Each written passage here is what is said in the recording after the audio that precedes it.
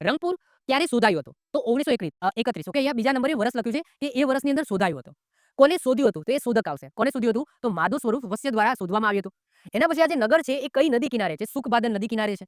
અને આ રંગપુર છે એ કયા જિલ્લામાં આવેલું છે? તો સુરેન્દ્રનગર જિલ્લાના લીંબડીની અંદર આવેલું છે. સૌથી પહેલા તો આટલી ડિટેલ્સ બધા સિંધુ ખીણ સંસ્કૃતિના નગરો છે એમાં આટલી ડિટેલ્સ તમારે યાદ કરી લેવા. એના પછી નેક્સ્ટ આવે છે કે એમાંથી શું મળ્યું અને કઈક વિશેષતા હોય તો.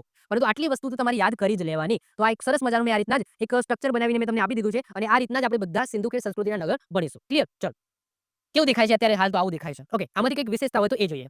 તો ગુજરાતનું સૌપ્રથમ શોધાયેલું હડપ્ય સ્થળ છે. એક્ઝામની અંદર પૂછાય કે ગુજરાતમાંથી નીચેનામાંથી કયું પ્રથમ શોધાયેલું સિંધુ ખીણ સંસ્કૃતિનું નગર છે? તો આન્સર શું આવશે? તો રંગપુર.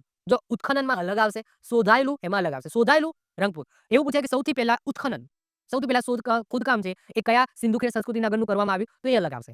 તો એમાં શું આવશે? તમે કોમેન્ટ કરો, બાકી આગળ આન્સર આવી જશે. ના આવે તો કોમેન્ટ કરી દેજો. હું જેની પણ કોમેન્ટ સાચી હશે એનું લાઈક કરી દઈશ. ઓકે.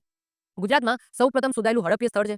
ત્યાંથી માટીના વાસણો મળી આવ્યા. પછી મણકા બનાવવાનું કારખાનું મળી આવ્યું. પછી અનાજની ભૂસીનો ઢગલો, જેને ચોખાના ફોતરા તમે કહો છો, એ મળી આવ્યા. પછી આઝાદી પછી હડપ્યન સભ્યતાનો સૌથી વધારે અવશેષો અહીંયાથી મળી આવે છે.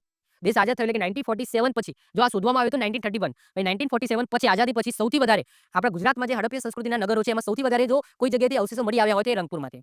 અહીંયા મુદ્રા કે માતૃદેવીની મૂર્તિ મળી આવી નથી. ઓકે. મુદ્રા નથી મળી આવી, કોઈ માતૃદેવી કોઈ દેવસ્થાન મળી આવ્યું નથી. તો આ વાત થઈ ગઈ રંગપુરની.